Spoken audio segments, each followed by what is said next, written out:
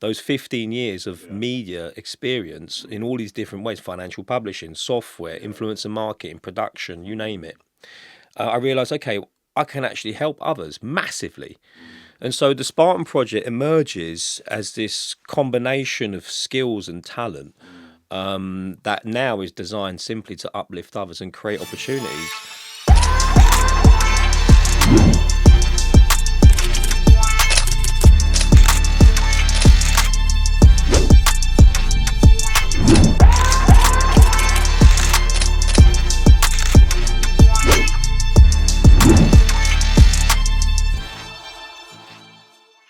Glad to be joined here by Christian and Martyn. Welcome to the Future Included podcast, guys. Great to have you on. Thank you. It's great to be here. We're here today at Spotify Studios. I've been running late and all the things. The guys have been here before me, all calm and collected. So Caffeinated. I'm looking and give a 101 just for people that have never heard of the Spartan Project and you want to introduce them to like what it is that you do. Like what is it? What's the elevator pitch for Spartan Project? The Spartan Project, it, simply put, creates opportunities for young people. How? Through creative development, creative enterprise, access to the creative industry, and access to alternative fitness communities. You see, everyone needs something to do, something wholesome to do. And there are lots of pots of activity within what we refer to as movement culture that exist that are inherently free to access, whether it's breakdancing, whether it's calisthenics. We're talking things that require minimal equipment. So when you consider and you acknowledge that everyone's looking for something to do, you know, pointing young people in particular towards these very healthy communities that understand discipline, understand delayed gratification, because you can't learn a skill overnight, right? That's a very good base level for us. I think for young people to start developing themselves in a very meaningful way. Okay. When you embark on those journeys of discipline, when you start breakdancing, when you start doing calisthenics, you know, you get to a point when you're thinking clearly, you might feel better physically. The logical next question is, right, how do I get paid now? You know, I feel good, you know, I'm thinking like straight. Now, where's the money? So unlocking that potential and introducing young people that have already demonstrated all the values, all the necessary virtues that are required to actually stick with something, introducing those young people to opportunities felt like the logical next step. And so for me, it was a case of, okay, I know a lot of people. I've met so many people on my sort of weird and wacky journey. How can I connect that world with this one, with the current one I'm in? And that's what the Spartan Project, in simple terms, tries to unlock. It's about access. Yeah. And that access is so crucial and key, right? In terms of what is Spartan Project? Is it a not-for-profit? Is it limited company? Like what is the entity? Yeah, it's a not-for-profit. It's a not-for-profit. Yeah. And how are you reaching those users and where are you based? Yeah, so in a multitude of ways. I mean, first and foremost, over the last 5 years, I've met through my own endeavours like so many young people. And as I say, that's largely been driven by my involvement with the calisthenics community, not limited to. But you see, as fate would have it, at the start of the year, we ended up finding some office space in the St Martin's village. Right. This is a school, it's a reclaimed school that is part of the Oasis charity network. And the point of the village is to create a hub of like-minded organisations that have social impact at their core, whether they're charities, CICs, not-for-profits, right? So we secured some space in there, thereby giving us access to a much bigger network of organisations, schools, young people, youth centres, other charities, as I say, other CICs, other like-minded people. And the village mentality is to, well, you might have heard the proverb, the saying, it takes a village to raise a child. Yeah. So the way that we think internally is how best to unify our good intentions. Yeah. And so because the Spartan Project undeniably provides a very contemporary solution to a complex issue, like we are in a very, very, I suppose, strong space for us to really be effective with our intentions, despite only being operational for 10 months. Yeah. Give the audience a brief background into what you do. Okay, I'll keep it brief. I'll try to anyway. But I was born in South Italy. I moved to London when I was 12 years old, which is something that a lot of people find hard to believe because of how I sound. You know, you'd never guess that I'm Italian. let's be honest, right? Apart from the surname. Apart from the Big surname. giveaway. Christian Dippo. There you Okay. go. I got to London. I didn't really know what I was supposed to be doing here, but I was instantly attracted to urban sports, skateboarding, BMXing, graffiti, all the things that aren't really and weren't available in a sleepy fishing village in South Italy. So that would go on to really heavily influence me and also a lot of my decisions later in life. I was lucky enough to get a break in the media industry, completely accidentally actually, because I made a documentary and it got screened at a film festival in London, and I basically sent my CV to the wrong company in an attempt to become a filmmaker. Okay. And I ended up getting hired by the Financial Times newspaper, which was really not where I wanted to be totally frank. What role were you in at FT? What were you doing there? I was working in the ad sales department. Okay. Yeah. But I never really wanted to wear a suit. I didn't really see myself as being that type of person. I wanted to be free. I wanted to be creative. So working for the Financial Times felt really constrictive. It was my mum that said, listen, you need to get the hell out of the flat because you stay there too long. And the Financial Times is a great reputable brand. Yeah. So you should really take advantage of the offer and just see where it takes you. And that's exactly what I did. And turns out I was quite good at selling ad space. Love that. You know, and it started with a newspaper. It started with like the small classified ads, and it evolved into basically working for FT.com, which at the time, showing my age a bit now, had only really just launched. So after a couple of years of working on FT.com, I'll be honest with you, I just got really bored because I thought the caliber of brands that were attracted to the to the paper and to the website, they just weren't my types of. I mean, we're talking brands like Xerox, IBM, a lot of financial brands, and they're not the most imaginative when it comes to advertising.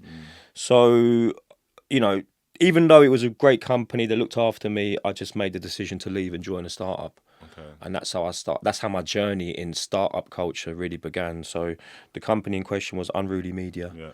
It was a viral video company. And I was one of the first members of staff there. And I used everything I'd learned at the Financial Times to really propel my my career in startup land, really. Got you. So it came in clutch, don't get me wrong. I'm very grateful to the FT. Still got very good friends there. Yeah. And from Unruly, which was very successful, I then joined Base 79, which is where I met you. Yeah, that's where we met each other. Yeah. Exactly. Yeah. And that was a multi-channel network, a YouTube multi-channel network. It's crazy to think at the time channels didn't even exist, YouTube channels. Yeah. YouTube was just like, it was just a farm, wasn't it? It was a zoo, really. And then channels came into play. Base 79 and other multi-channel networks took ownership of that space. And from there, I got involved in software sales, joined another company called Tube Mogul. That was bought by Adobe. And then I went on a sort of experimentational phase, you know, tried to get back into production, wanted to stay true to my filmmaking roots, didn't quite work out, ended up doing a bit of influencer marketing, got caught up in the esports space. Okay, yep. Huge growth market, very exciting. And then the pandemic would strike. Yeah. And at the time I was a commercial director for Level 99, that was the name of the agency. It was forced to close because we were in the business of live events, producing digital assets for esports competitions, basically. We were working with the NYXL and NYSL over in New York, so that's the Overwatch and the Warzone teams. But because we were in the business of live events, if you remember, live events were the first things to get, you know, to go. Yeah. And I felt really lost and confused. I didn't know what to do. And I'm cutting out other bits of experience here in production. But it was during this phase, during 2020, that I would then, one fateful day, stumble into Steel Warriors. Okay, let's pause just there. Because that's kind of like the period that I knew you in terms of your ad tech experience, your corporate experience, and kind of like, and then post-pandemic, you pivoted. And like this pivot point, a lot of people reach that point in their life, and I think it's a crucial point. But let's come back to your transition from ad tech, corporate experience, ad sales, etc., into now this kind of like new future area that you're kind of in. I think that's the start of like Steel Warriors. Marty, just coming back over to you in terms of like your background, give the audience an introduction to yourself. Yeah, definitely happy to. I was not born in Italy. I was born in Hillingdon, so that's West London. And my background is in marketing and data. So I went to Bournemouth University where I got my degree in marketing. and always in the background had been kind of an entrepreneurial spirit, always got that creativity going. So I'd started a mini social agency while I was at university, doing things where I could to just kind of test the idea of going out on your own. But I had the kind of support from my mum where she was saying, have a fun option ready, but get a real job is what she'd call it. Do you know what I mean? So I went down the route of marketing. I went to an internship at Dyson where I was basically exposed to data. And then I realized actually there's real jobs where you can use creativity. I mean, bearing in mind, I chose my degree based on the one with the least numbers. And I ended up being the lead data analyst at Dyson for 3 years, basically. Like, it's a really weird jump. But when you're put in a position to see what's actually happening, creativity is everywhere. So I was in a data role, but using creativity, using technology in a way to show people that things are actually a lot more simple than they look. And there's a lot you can unlock if you know what you're doing with a few kicks of a button. And it was that kind of mentality that I tried to take forward with me. So in the evenings, with that entrepreneurial spirit in mind, I'd started a brand. So I was selling skipping ropes, a weird one to start with, but similar. It was because of COVID. COVID kind of shook up what I was doing during quite a difficult time in my life. So I was raised in a single parent household. My mum had just raised me and my brother through to university, got my brother into another country, both doing really well. And now she's got my sister to deal with.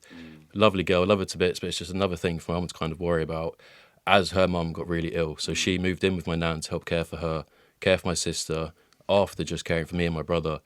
So I kind of took a step back and moved in with my nan to kind of care for her. And it worked out like as a blessing, essentially. I was able to support my family. My nan said, use my garage as your workshop, and the rest is history. We were printing clothing from my nan's garage. Brands started to see what we were doing because we were using technology to leverage the movement, to market what we were doing. And they were like, oh, this looks cool. Can you print for us? Can you do this for us? So we've gone from being a skipping rope brand to printing clothing to build a community to brands asking us to print. So we've now got this really cool mix of things where we've built a community around the brand. We love this community work. But hang on a minute, all of our money is actually coming from B2B printing. Like, we've got a good community, but we haven't nailed that fashion idea because none like me and my co-founder didn't come from fashion. We came from sport and data, basically. Okay. So we had a community and we had a model. So we decided to basically break it apart and double down. So we then turned our printing business into a youth-led merch studio. Yeah. And we essentially created the Spartan project. But this wouldn't have happened without Dippo because, I mean, we like to use serendipity quite a lot, but we met Dippo because we were trying to look at brands who were doing things differently while we were creating this clothing brand. And all of the spaces in the calisthenic space, they were all the charities, everyone was doing the very similar things, showing scary facts, showing, pretty boring things as the charity world is, but there was still warriors who was showing transformation. They weren't showing numbers. They were showing stories. They weren't showing like facts. Do you know what I mean? So I reached out to them. So this was just you just saw them on social. You didn't know them personally. Exactly. You just reached out to them on social. Exactly. I was just looking for an opportunity to further the mission. Yeah. And at the time that was happening, Luke, my co-founder, was working in Gymbox, and he told his team, "Look, I'm ready now. I'm leaving Gymbox to double down on my passion, which is the business that we started, Kalos." And they'd respected Luke's efforts so much in Gymbox that they said, "You know what? We completely back it. We'll refer you to this guy, Christian, who works at Steel Warriors." So we've got two routes now basically pointing at the same brand. Christian replies saying, "Wait, I've just been referred to you. You're in my DMs. Something must be right here." We met in Brixton 2 years ago. I think it was 3 years ago now. The rest is history. Yeah, he's been a business advisor for the first 2 years of Kalos, and then we launched TSB together. Yeah, in January. Got Mad, yeah. So you both got a really strong background in terms of the layer that you built up, and I call that the foundation, right? Yeah. So if you're talking about an Unruly, you're talking about a True Mogul, in the really complex end of programmatic, really early on that you were involved in. You got exposure to entrepreneurship at Base 79 at a very early stage, very successful company that got acquired by another company called Rightstar. And that was like really strong in the early content creation stage. All of that background over a decade ago, and you worked for one of the most innovative UK founded companies, Dyson, right? Yeah. All of that layer of data, technology, entrepreneurship is now kind of like enabling what you do. Exactly. And we speak about this a lot with entrepreneurs in terms of, them just coming straight out of university and trying to found a company. And the best entrepreneurs that we see, and I think some of the biggest entrepreneurs like in the world, Jeff Bezos is talking about just go and work for McDonald's. He says that because at McDonald's you get everything. You get the logistics, you get the customer service, you get, do you know what I mean, point of sale systems, all of that sort of stuff. And you guys have got that foundation from what you've just told me. Let's go into Spartan Project and how you've kind of like founded that and how you brought that to life and how you're experience over the last 10 plus years has kind of like enabled you to grow that organisation? Sure, I think that is the point. That really is the point. The Spartan project for me personally feels like the confluence of all of my previous experiences. And you're right. I think because there was a moment, not that long ago, we're talking years ago, where I was really questioning the sum of my decisions. I was like, okay, well, I've gained a lot of experience, but like, what's the point? What am I doing with it? Yeah. How can I now apply that? You see, I didn't really expect to have that. I suppose that pivotal moment, that penny dropping moment, when I realised, well, what if I use all of my experience to simply help others? You see, I hadn't really thought about that because you see, in this game, in this world, in this modern society, we're not really conditioned to think like that first and foremost, right? We're engineered to think about profit. We're engineered to think about, gains in that sense, right? So as soon as I realised that actually my experiences were quite useful for other people, and that was really primarily a realisation that came to me through working with the calisthenics community. Okay. As soon as I realised, okay, I know things that can actually help you guys, well, then I started to really enjoy and understand the value of what had happened before me. Those 15 years of media experience in all these different ways, financial publishing, software, influencer marketing, production, you name it. I realised, okay, I can actually help others massively. And so the Spartan project emerges as this combination of skills and talent that now is designed simply to uplift others and create opportunities for those that perhaps are just less fortunate. And community is obviously huge, right? In terms of like not-for-profit, how have you been able to like foster and create and build that community and also maintain that engagement with that community? Any tools or tactics that you kind of like want to share with other not-for-profits that are kind of maybe not as used to kind of like the new innovative ways of kind of like building and fostering and maintaining a community? Because I've seen you grow the Spartan project over time, and it's like stayed active, and I think that's a big like challenge and hurdle that like, a lot of not-for-profits have. Does it require like a lot of resource? Are you employing staff, etc.? If you any tips you can kind of like share with other kind of like not-for-profit owners? I think the big one, wouldn't you agree, Martin, is authenticity. Yeah. As a general, sort of theme, right? We are very authentic. We are very true to ourselves, and I think we're very honest about our intentions. Like deep down, really, we just want to create the opportunities. I mean, let's be clear, right? I never really had that many opportunities when I was growing up. I've actually been very lucky, you see, and understanding that, and therefore being true to myself. Like, I realised, okay, well, I have good intentions, I have good knowledge, I have a good network, let me deploy that, right? That's what I mean about being authentic as well. But then you see, the other thing is this idea of providing this contemporary solution. What does it mean in practice? It means understanding the rules of the game, the rules of engagement, okay? The charity sector, the not-for-profit sector in general, is a little bit dusty, okay? Full of good intentions, but maybe without the best knowledge of how to go about deploying those intentions, right? And so we're quite big on storytelling. Why? Because we understand marketing, okay? Everything's marketing. Everything's content. And we live in a content, attention-driven economy. So you need to play that game, you see? And I think that's one area that we do pretty well in because we understand the power of storytelling. It's like, your storytelling is definitely coming across. Like, I've been following the journey, do you know what I mean, on socials and all that sort of stuff. But just kind of like give some practical tips of kind of, I think you're glossing over this a bit and you've done a lot of work because this becomes natural and you've got that background. Speak to those people that just even setting up an Instagram like a challenge, you know what I mean? And then come up with their brand story and coming up with their whole narrative in terms of that consistency. Like, give some practical tips to them because I see a lot of not-for-profits that got a long legacy in history, right? They might have been around for like 40 plus years, but they have no kind of like brand presence. They don't connect with Gen G, they don't connect with those audiences they should be connecting with. Give some like practical guidance and tips that you can share with them on how to kind of connect with that audience. No, definitely. There's a few things that come to mind. The first one is kind of like the flip. In a world that's going to get ever more digitally reliant, being present is really important. And we've seen that, bringing your community together so you're face to face so they can feel your impact, share that impact, talk about that impact. That is what is important. We tested it last year by doing a free workout every single weekend for the entire year. It mixed in between with events and other workshops, and creating something online is great, but if it doesn't tangibly feel like something, then you're kind of missing a gap there. The other things is join the trends. AI is a trend, but if you're not joining it, you're missing it. And especially in non-profits where resources are very limited, if you're not leveraging a tool that lets you basically have a free graphic designer, a free copywriter, a free legal advisor, anyone in your team, I'm not saying that it's perfect, but it can help you a lot more than Google, or a lot more than what you know. Even YouTube, I'd like to say that there's like YouTube degrees. So I got a YouTube degree in embroidery, in heat pressing, in Photoshop. I learned all of it in the evenings on your laptop. The technology is there for you to do it. And then I think the final point is, as you were kind of hinting towards, is Instagram, TikTok, Facebook. Go back even 10 years to be able to get the free reach you can get from one post. You'd be spending thousands of pounds and not even be able to be sure that you got that reach. So to be sleeping on organic social is crazy.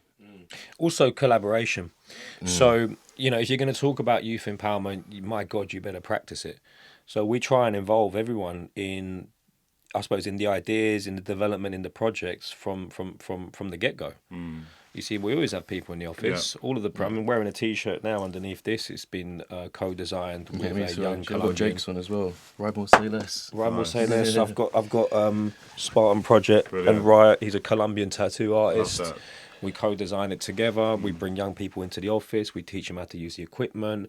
You see, what we're doing by virtue of empowerment, we're then amplifying the story because everyone's eager to collaborate, to post, to comment, to tag, we're in the TSP office. And so we had a bunch of guys yesterday in the office from Croydon Calisthenics. We're just printing them some merch. Now, look, this merch isn't designed to take over the world. It'd be great if it did. It's about giving young people access, knowledge, and then letting them carry the torch, letting them carry the message. If the work, if the message, if everything is contingent on myself and Martyn, it's never going to scale. Got you. So it's about, creating leverage by doing the right things. Yeah. You see, and that's why our social content, I think, works, because we're not trying to own it, gatekeep it. We're open sourcing it, basically. Yeah. I think that's the truth. Just to kind of like recap on what Martyn was saying, just to kind of like summarize. So like the engagement piece is so important. And we see that a lot, right? It's not a case of just sending out emails all the time and just kind of like putting stuff on social. As you mentioned, you're bringing the community into actually real spaces that you can actually engage with you, not just yourselves, but other people. And I think that's so important. And I think that's lost in some of the not-for-profit spaces. And then secondly, tools. Like, it's never been the better time to kind of like just jump in. There's so many free tools out there. Don't be scared of them. Just trial and error. Just start using stuff. Make mistakes, etc. Just put them up, and what you'll see is, the more that you put out there, the more engagement. Same way you guys met, right? If Christian wasn't putting those messages out there, you would never probably have known about him. Exactly. So kind of just trial and error for sure. Like, I can think back 10 years ago how much a program like Premiere or whatever it was so difficult to come out on board in some of these programs. But now you've got a wealth of CapCut, etc. and other like tools that are out there. Trends as well. Yeah, trends. Well, I just cut you off there. Go on. But jumping on trends, I think Martyn alluded to it, is very important. Understanding what's going on in popular culture, you see, and then using that. And then the other thing, really, for me personally, is the power of LinkedIn. LinkedIn as a platform is slept on, right? Particularly for the not-for-profit. It's not always about, just posting your latest announcement. It's not about, just using it as a vehicle to talk about, like, your latest, case study. It's a platform for collaboration in many, many ways. And I think that value exchange, that's how we're trying to work with brands as well. We're trying to make it evidently and really clear that there is a value exchange.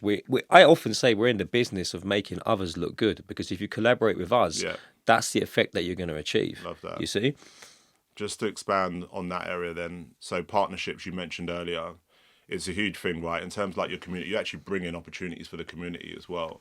Like, speak about some of the partnerships, how you've been able to curate them, how you've been able to find partners and actually, kind of like launch a lot of the partnerships that I've seen on you guys and social media. Well, I mean, a lot of it is driven by this idea of, again, of access, right? So I'll give you an example. We did a workshop with the Romans PR agency, and we took a group of 12 young people with us. And for them, it was really the first time that they'd set foot into that type of environment. Because, you know, PR and creative agencies tend to have like pretty like cool looking offices. Yeah. All right. So already from the get-go, it was a win. Right, we got in there, and some of their heads of department, Lucy Hart and a few others, executive strategy director, basically gave insight into how a PR agency functions. Right, Yeah. perfect insight for a group of ambitious young people who don't really understand the difference between media agency, creative agency, PR agency, for instance. So the insight that we got from that collaboration was so clear to see, because then the story is very marketable. It makes the Romans look good. It makes TSP, the Spartan project, you know, really be understood to be the facilitator that it is, and the young people get the knowledge that they want. And that model works with any type of partner. We did the same thing with Global Street Art. Down in Old Street. What a wonderful example, an illustration of how a very forward-thinking, innovative agency goes about doing its business. Shout out to Lee Bofkin. We did another workshop with Off Cut Productions. Okay. You know, the guys there, Sai, were giving insight into, you know, how YouTube content production actually works. You know, what does it take? What does branded content look like? What are the things you need to think about? Brands as well. I mean, we're speaking now with the Vietnamese street food restaurant chain Pho. Okay. We're trying to reimagine what, like, you know, knowledge sharing looks like with that type of organisation, and the list goes on. I'm forgetting loads. Aren't Yeah, I? I mean, you've mentioned loads of nice digital ones, but like we were saying, bringing it physical, we've done London Fire Brigade, where Yes. we've taken the community, a youth firefighter fit. So we took them, the guys from Brixton Fire Station brought the truck down to Brixton Street Gym.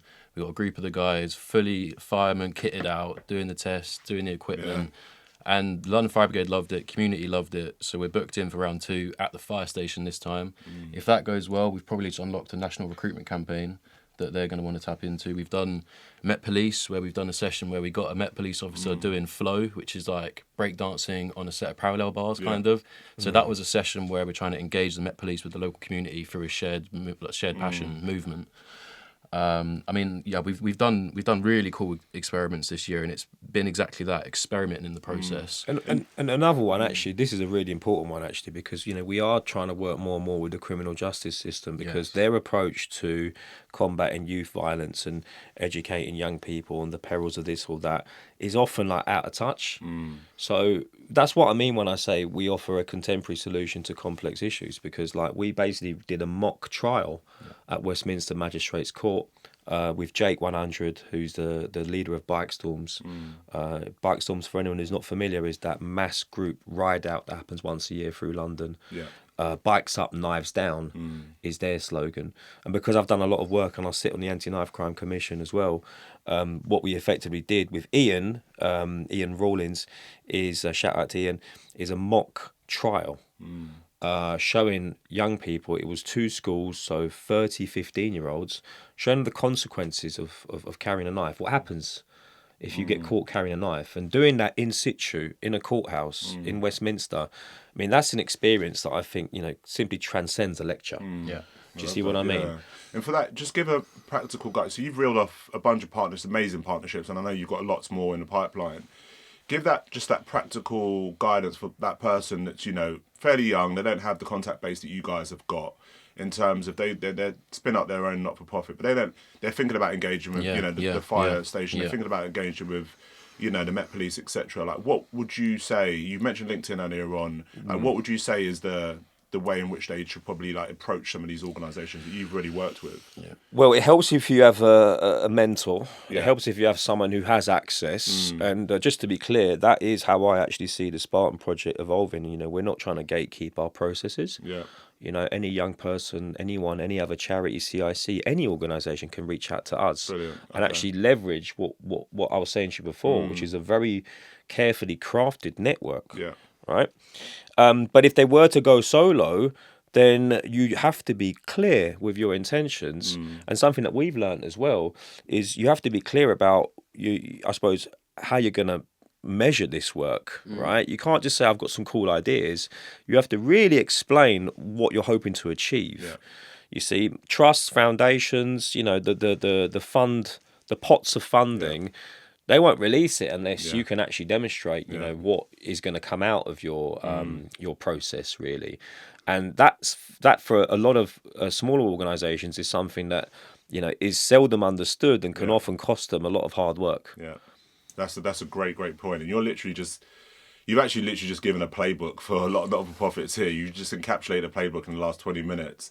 And I think that we're going back to like your corporate experience, your data experience in terms of like that measurement and measuring kind of like what you do. And every step of the way you're measuring, you're thinking about like, how can you put that on a slide? Do you know what I mean? In 6 months' time and actually talk back of what you did, do you know what I mean, in 2024, etc. And that's so important, telling that roadmap and that story, how you got to this point and what you're going to do for that person you're presenting to, whether it be a future partner. Moving into the future of the Spartan project, what's the plan? What's the aim for like the next 3 to 5 years? I've got a big smile on my face. When you asked that question, I've got such a big smile on my face. I think we're on the cusp of, I don't want to say greatness because that sounds too loaded, but like we've got some really cool things lined up. Really, I think next year could be transformational for the organisation, but more importantly for the people that we actually serve. Again, we're all about creating opportunity, and I think now that we've had don't get me wrong, it's been difficult. Year one's been challenging, like particularly on the funding side. Be under no illusion, this year has been about sacrifice. We haven't really been too successful in funding the mission simply because year one you have to prove the concept, right? That's what we've done in year one. And so for year two now, we have an incredible body of evidence to present to other potential partners and prospects.